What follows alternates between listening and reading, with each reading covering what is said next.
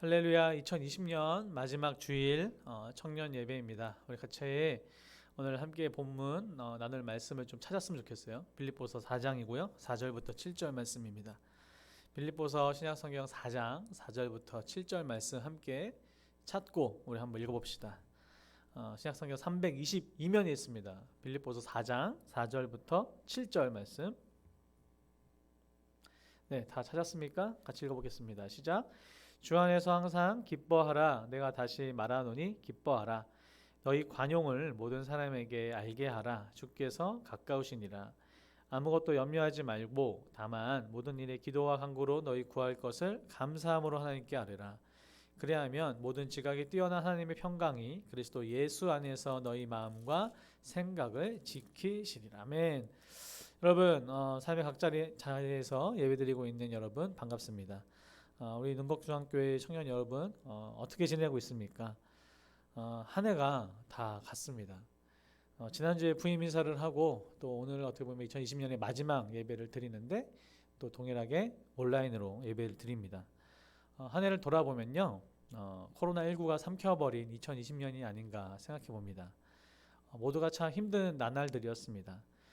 특히 청년들이 더 그랬던 것 같아요. 취업과 시험을 준비하고 있는 청년들도 있을 테고 또 불확실한 미래를 향해서 나아가는 이 청년의 때인데 한 발 한 발 정말 쉽지 않은 걸음인데 또 예상하지 못한 이 코로나19를 만나게 된 거죠. 어쩌면 이 청년들에게 너무나 가혹한 한 해가 아니었는가 생각해 봅니다. 우리의 일상과 우리의 계획들이 많이 송두리째 빼앗겼습니다.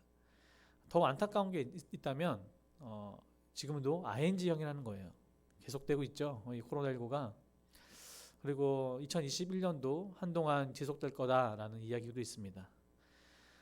우리의 대면 예배가 길어지고 있습니다. 그러면서 안타까운 게 있어요. 뭐냐면 예배에 대한 마음이요 갈수록 해이해지고 나태해진다는 겁니다.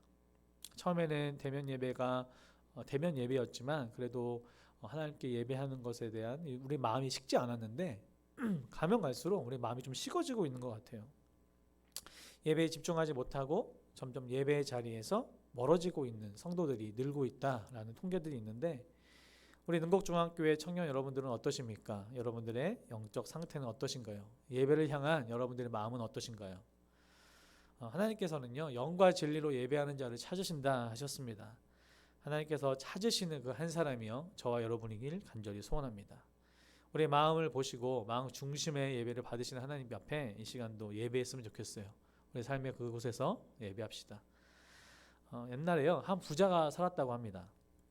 어떤 방법을 동원해도 안정을 찾을 수가 없었대요 이 부자가. 근데 여러 궁리 끝에 생각 가운데 좀 마음을 평안하게 하는 그림을 좀 보면 나도 좀 괜찮아지겠지 하는 생각이 들었나 봐요. 그러면서 돈이 많았던 부자였기 때문에 높은 사례금을 걸고 당시에 그 많은 유명한 화가들을 불렀습니다. 그러면서 나에게 평안을 안겨주는 그림을 그려달라라고 이야기를 한 것입니다. 또 시간이 지나서 그 화가들이요 수많은 화가들이 여러 그림들을 완성했어요. 그 완성된 그림들을요 전시합니다. 그러면서 작품 하나하나를 주의 깊게 이 부자가 살펴봤습니다. 아름다운 산 밑에 호수가 있고 또 두둥실 흰 구름이 떠 있는 그림도 있고 또 평화스러운 시골의 마을의 전경들도 있고 풍경들 또 잔잔한 바다 등등 어느 누가 봐도 평화롭고 아름다운 그림이 많았다고 합니다. 그런데 그 부자는요 모두 그 그림들을 지나쳐 버렸습니다. 그리고 맨 마지막에 걸려있던 그림에 딱 걸음이 멈춰진 거예요. 그러면서 그 그림을 사게 됐습니다. 아주 높은 가격에. 그런데 그 그림을 언뜻 보면 모든 사람들이 이거 왜 샀을까? 라고 궁금해하는 겁니다. 평안과는 거리가 멀어 보였기 때문입니다. 그림의 내용은 이렇습니다. 거대한 폭포 수각이 쏟아져 내리고 있는데 그 암벽 한 틈에 아주 좁고 좁은 암벽 한 틈에 로빈새가요 둥지를 트고 있는 거예요. 그리고 알과 새끼를 품고 있는 겁니다. 어쩌면 바람만 불어도 떨어질 것 같은 정말 절체절명의 위기인데 그것 가운데 그 알을 품고 있는 그 로빈새는 어미새는 눈의 불안과 공포의 그림자는 전혀 찾아볼 수가 없었다고 합니다. 그 품의 새끼들은 어땠을까요? 또한 그 안에서 가장 평화롭게 짹짹이며 지적이며 또 있었다는 겁니다. 그게 바로 그림의 내용이었어요. 사람들은 의아해서 물었습니다. 아니 저렇게 좋은 많은 유명한 또 그림들이 있는데 왜 하필 이거를 골랐습니까? 하자 이 부자가 이야기했다고 해요. 이 세상에 평안한 환경이라는 건 없습니다.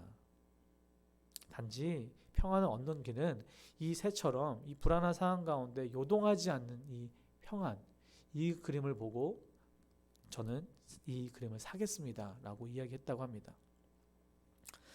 청년 여러분들에게 동일하게 질문하고 싶어요. 예수님께서 부활하시고요 제자들에게 하셨던 첫 질문도 바로 이것입니다. 무엇이냐면 여러분 평안하십니까? 여러분 평안하시나요? 코로나19 시대에 여러분 평안하십니까? 오늘 본문에 좀 돌아오면 오늘 본문에서 보면요 우리는 상황을 뛰어넘는 평안을 누리고 있는 한 사람을 만나게 됩니다. 바로 사도 바울입니다. 사도 바울이요 지금 로마의 감옥에 갇혀 있습니다. 그리고 빌립보에 있는 성도들을 위해서 이 편지를 쓰고 있는 겁니다. 바울의 두 번째 전도 여행 때 세워진 교회가 바로 빌립보 교회입니다. 유럽 지역에 세워진 첫 번째 교회이기도 합니다. 빌립보 교회가 어떻게 세워졌는지는요 사도행전 16장에서 우리가 단서를 찾아볼 수 있는데 빌립보서에서의 처음으로 회심한 사람이 두 사람이 있습니다. 아마 들어보셨을 거예요. 루디아라는 사람입니다. 우리가 흔히 아는 자색 옷을 팔았던 여사장님이죠. 루디아가요 바울의 이 복음의 메시지를 전해 들었습니다. 그리고 받아들이고 세례를 받고 거기서 끝나는 것이 아니라 그녀의 집에 돌아가서 자신의 속한 모든 사람들을요 다 그렇게 세례를 받게 한 거예요. 처음으로 빌립보에 가정교회가 세워진 겁니다. 루디아 가정에. 두 번째는 여러분 아실 겁니다. 간수인데 이름은 나와 있지 않지만 빌립보에서 바울과 실라가요 옥에 갇히게 돼요. 그런데 한밤중에 기도하는 가운데 여러분 기억하십니까? 갑자기 지진이 일어나면서 옥문이 열리는 기적을 체험하죠. 죄수들이 다 도망갈 줄 알고 이 간수가요 자신은 죽으려고 자결하려고 했습니다. 그때 어떻게 했어요? 바울과 실라가 여기 있다 우리가 아직 도망가지 않고 여기 있다 라고 외쳤던 장면이 기억할 거예요. 그 간수가 이 가족들이요 간수가요 다 가족들과 함께 이제 이 복음을 받아들이고 또한 세례를 받습니다. 그렇게 믿음의 가정교회가 또 세워진 겁니다. 그렇게 교회가 세워지고 가정들이 하나님 앞에 세워지면서 복음으로 확장된 교회가 바로 빌립보 교회였던 겁니다. 바울과 실라는요 잠시 머물러 있었던 이 빌립보를 떠나면서 동역자였던 이 의사였던 누가를 그곳에 남겨두게 됩니다. 교회를 세우고 떠나왔지만 바울과 지속적으로 교제했습니다. 바울은 늘 교회를 세우고 또 다른 곳으로 이렇게 계속 이동하면서 선교하고 복음을 전도했지만 거기서 끝나는 것이 아니라 편지나 여러 소식을 통하여서 계속 목회를 했던 거죠. 그러면서 바울과 지속적으로 교제했던 빌립보 교회가 에바브로디도라는 사람을 통하여서 지금 로마 감옥에 있는 바울에게 헌금을 보냅니다. 바울은 이 빌립보 교회에 대한 감사 그리고 그들이 믿음 안에 있도록 계속 믿음 생활을 잘 할 수 있도록 격려하면서 쓰고 있는 편지가 바로 이 빌립보서입니다. 여러분 그런데 재밌는 게 있어요. 뭐냐면 문제 없는 교회가 있을까요? 없습니다. 초대교회 우리가 늘 생각하는 초대교회로 돌아가자 이야기하면서 초대교회를 꿈꾸잖아요. 그러면서 이제 신약교회 초대교회의 모습들을 우리가 보는데 그때도 문제가 있었던 것 같아요. 왜냐하면 성경 가운데 많은 서신서들 가운데 그런 문제들을 이야기하고 또 어떻게 보면 상담하고 있는 바울을 보고 있는데 이 빌립보 교회도 그랬습니다. 초대교회였던 이 빌립보 교회도요 크고 작은 문제가 있었던 것 같습니다. 왜냐하면 우리가 읽어보진 않았지만 그 앞부분에 그러한 문제들과 그런 이야기들을 계속 바울이 하거든요. 하나 되지 못하고 분열되고 율법주의적인 유대교로 계속 몸살을 앓고 있었던 거예요. 복음과 유대교가 계속해서 충돌하고 있던 거죠. 바울은 자신의 체험과 경험을 바탕으로 해서 빌립보 교회에게 편지를 쓰면서 권면하면서 있습니다. 어디에서요? 감옥에서 말입니다. 그런데 빌립보서를 쭉 읽어 나가다 보면 이 편지가 바로 감옥에서 쓰고 있는 옥중서신인가? 라고 의심이 될 정도입니다. 왜 그러냐면 빌립보서가 불과 4장밖에 안 되는데 그 안에서 계속해서 바울은 기쁨이다, 기뻐한다 라는 단어를 계속 반복해요. 16번이나 기쁨, 기뻐하다 라는 단어가 나오는데 그래서 일명 빌립보서를 기쁨의 편지라고도 이야기합니다. 참 아이러니하죠. 기뻐할 수 없는 상황이 있습니다. 복음을 전하다가 감옥에 갇혀 있어요. 근데 이런 상황을 뛰어넘어서 바울은 기뻐하고 있는 거예요. 이것이 바로 복음의 아이러니한 또 놀라운 비밀입니다. 바울이 기뻐하는 이유를요, 앞부분에서 또한 우리가 함께 발견할 수 있습니다. 바울은요, 자신이 비록 지금 감옥에 갇혀 있지만 복음이 많은 사람에게 전해지는 것 때문에 나는 너무 기쁘다라고 이야기합니다. 바울이 지금 내가 감옥에 매임으로 오히려 많은 사람이 겁없이 담대히 복음을 전하고 있다. 이 소식을 들은 바울이요, 기뻐하는 거예요. 내가 지금 이곳에 감옥에 있지만 오히려 많은 사람이 복음을 전하는구나. 그것도 겁없이. 감옥에 갇힐 것을 알면서도 복음을 전하는구나. 난 너무 기쁘다 라고 이야기합니다. 두 번째는 이런 거예요. 바울은요, 자신이 복음을 위해서 남은 인생 전부를 드릴 수 있음에 기뻐하고 있습니다. 그리고 복음을 전하던 바울에게는요, 수많은 적들이 있었거든요. 배척당하고 고난당하고 죽음의 위협도 겪어야 했지만 회심하고 복음을 받아들이는 동역자들 또한 많았어요. 그러면서 그 곁에 있었던 에바브로디도나 또 이 편지의 수신자였던 빌립보 교회들에게 기뻐하고 있는 거예요. 나를 배척했던 많은 사람들이 있지만 그 또한 복음을 받아들이고 정말 하나님 앞에서 회심하고 바르게 세워져가는 교회와 사람들을 보면서 기쁘다라고 이야기합니다. 어디에서요? 바로 감옥에서 그렇습니다. 함께 읽었던 본문, 너무나 잘 아는 본문입니다. 이 본문에서 사도 바울은요, 편지를 마무리하고 있어요. 그런데 한 번에 또 권면을 합니다. 마지막 권면을 하는데 4절 말씀 한번 제가 읽어드릴까요? 주 안에서 항상 기뻐하라. 내가 다시 말하노니 기뻐하라 라고 2번 강조하고 있죠. 원어에서 좀 살펴보면 이래요. 이 단어에서는요, 현재 능동 명령법을 사용하는데 이것은 어떠한 상황 가운데서도 기뻐할 것을 강조합니다. 명령입니다. 그 기쁨의 근거가 되는 것이 무엇입니까? 주 안에서라고 이야기합니다. 그 기쁨의 근거이자 전제이자 원천이 되는 것은요, 주 안에 있을 때라는 이야기입니다. 주 안에 있을 때, 주님 안에 있을 때 우리는 기뻐할 수 있습니다. 우리의 상황과 필요가 내가 원하는 것들이 채워지고 이루어져서 기뻐하는 것이 아니라 기뻐할 수 없는 상황 가운데서도 기뻐할 수 있는 것은 주님 안에 있기 때문이다라는 겁니다. 여러분, 내가 능동적으로 기뻐할 수 있어요. 내가 그래 오늘 말씀 듣고 하나님의 말씀 가운데 열심히 살고 결심하고 결단하면서 기뻐해야지, 노력해야지 할 수 있습니다. 그런데 나의 노력이나 나의 능동이 아니라 주 안에 있을 때, 주님만 바라볼 때 그 기쁨이 나의 기쁨이 아니라 하나님의 기쁨이 나한테 오는 겁니다. 그 이후에 바울은요, 또 다른 명령들을 추가하죠. 6절에 뭐라고 합니까? 아무것도 염려하지 말라라고 얘기합니다. 여러분, 염려를 한번 생각해 봤으면 좋겠어요. 염려의 속성이 뭘까요? 염려는요, 지나간 일에 대한 것이 아닙니다. 무엇이죠? 아직 일어나지 않은 일에 대한 거예요. 아직 일어나지 않고 벌어지지 않는 미래의 어떠한 것에 대한 염려이죠. 2009년에요. 우리나라를 아니 또 전 세계를 또 강타했던 게 있어요. 뭐냐면 신종 플루라는 거였습니다.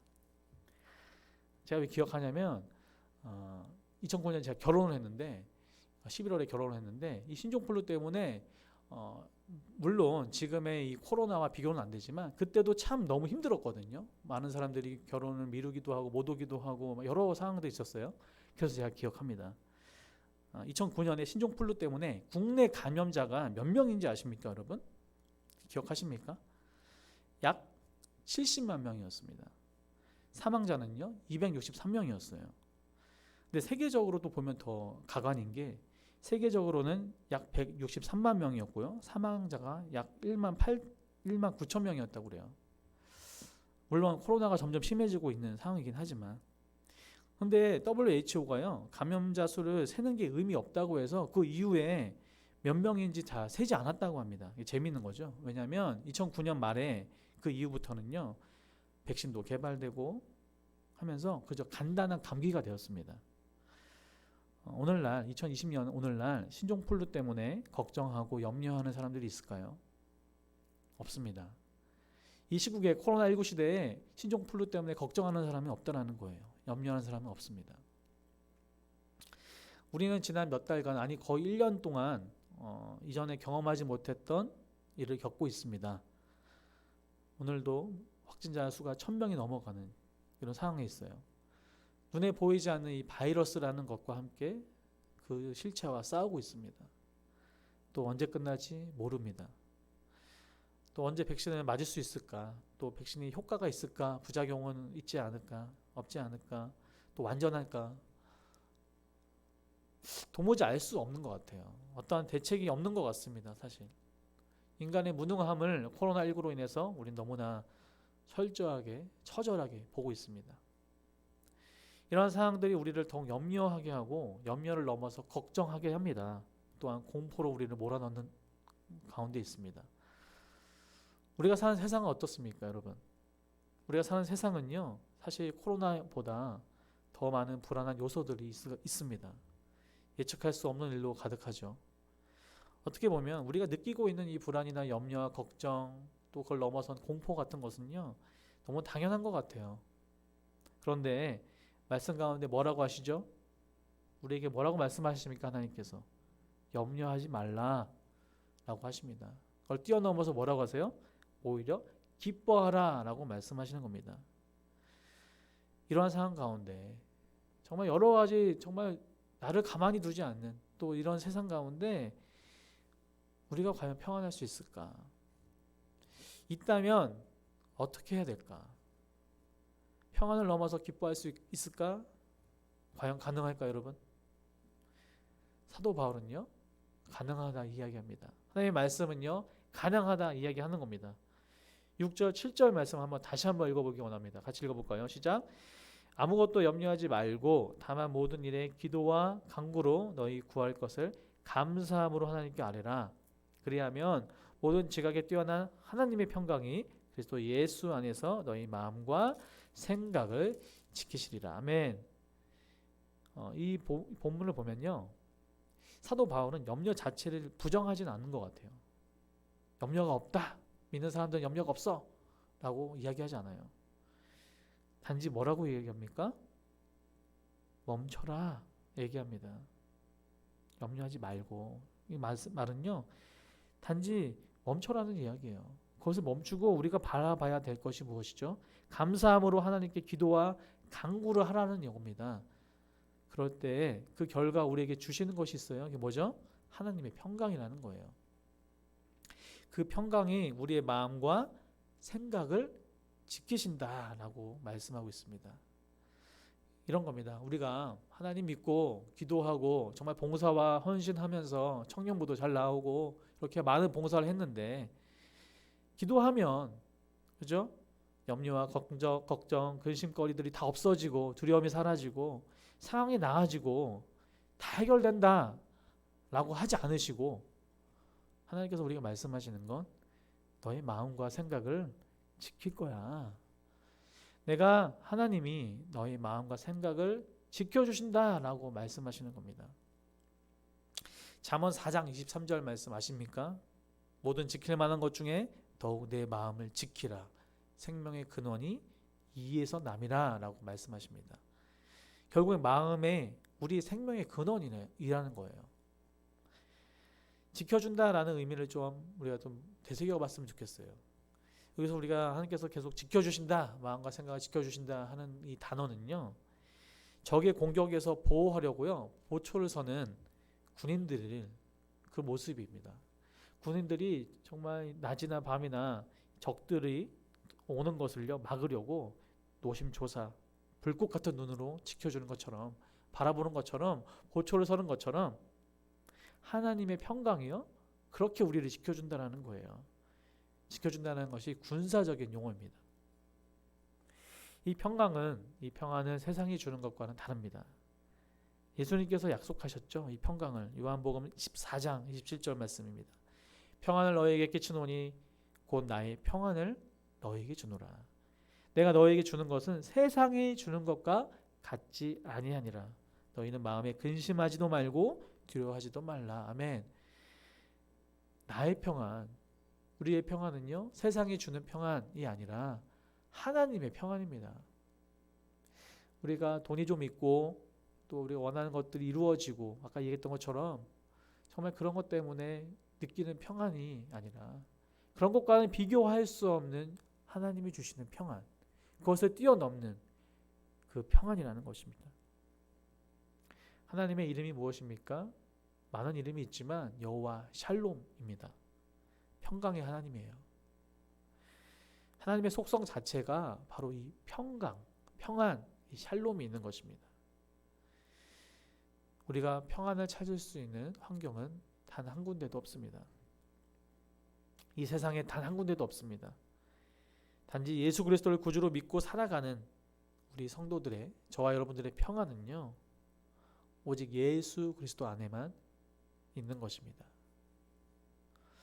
말씀을 정리하면서 마치려고 합니다. 우리 능곡중학교의 청년 여러분, 여러분들의 2020년은 어떠한 한 해였습니까? 많이 고달프셨습니까? 힘드셨죠? 염려와 불안, 걱정, 절망, 상황은요 계속 안 좋아지는 것만 같고 그런 것들이 우리를 짓누르고 있지 않았습니까? 마치 정말 풀기 힘든 시험 문제 앞에서 초조하게 마음 졸이고 있지 않았습니까? 그러한 상황들 때문에 너무나 힘들게 있진 않았습니까? 우리 예수님을 바라봅시다. 우리 진정한 평강을 주시고 평안을 주시는 샬롬의 하나님을 바라봅시다. 하나님께서는요 우리 마음을 지키십니다. 눈동자처럼 단 한순간도 졸지도 주무시지도 않는 그 하나님께서 저와 여러분을요 그렇게 지켜주신다 말씀하세요. 그분이 우리 아버지십니다. 잊지 마십시오. 하나님께서 우리에게 임마누엘로 함께 하신다 말씀하셨어요.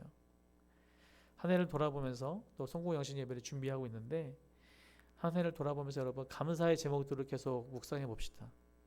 감사의 제목들과 하나님의 은혜를 생각하면서 우리가 너무 코로나19 또 어떤 우리의 안 되는 상황들 또 상황에 함몰되어 있다 보니까 진정한 감사를 못 느끼고 있어요. 너무나 많은 감사가 있는데 99가지의 감사를 잊고 한 가지 이 어려운 상황을 계속 붙잡고 있는 것 같아요. 오늘 마지막 주일이고 한 5일, 4일께 남았는데 이 남은 일만큼은 한 해를 돌아보면서 감사의 제목들을 다시 한번 꺼내보고 기억하고 하나님 앞에 찬양하고 정말 하나님이 우리를 지켜주시는 평강의 하나님이 있지 않는 저와 여러분들에게 간절히 소원합니다. 모든 지각에 뛰어난 하나님의 평강이 그래서 예수 안에서 너희 마음과 생각을 지키십니다. 같이 기도하겠습니다. 사랑과 은혜가 풍성하신 하나님, 올 한 해가 마무리되고 있습니다. 마지막 주일 예배를 하나님께 올려드립니다. 하나님, 또한 2021년을 준비하면서 여전히 해결되지 않는 많은 문제들과 걱정과 고민과 어려움과 염려와 공포들도 있지만 그럼에도 불구하고 다시 한번 하나님을 구합니다. 주님의 얼굴을 구합니다. 주님을 바라봅니다. 한 해를 마무리하면서 감사로 마무리할 수 있도록 도와주시고 나의 상황들 위에 상황들 넘어 계신 그 하나님을 믿고 주님을 바라보며 나아가는 우리 능곡중학교의 청년부 될 수 있도록 도와주시옵소서. 하나님, 우리의 마음과 생각을 지켜주십시오. 오직 예수님이 우리 주인이심을 고백합니다. 감사드리며 이 모든 말씀 우리 주 예수님의 이름으로 기도되었습니다. 아멘.